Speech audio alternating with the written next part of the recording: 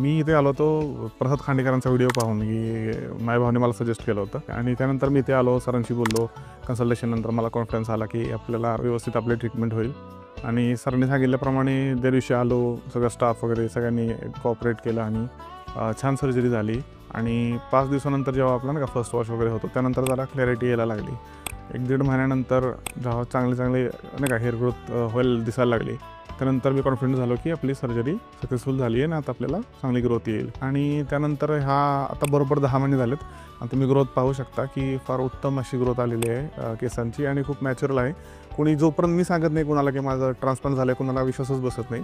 बघून कोणी सांगू शकत नाही की ट्रान्सप्लांट आहे. हे बेस्ट क्लिनिक आहे जर तुम्हाला ट्रान्सप्लांट करायचा विचार करत असाल केसांसाठी.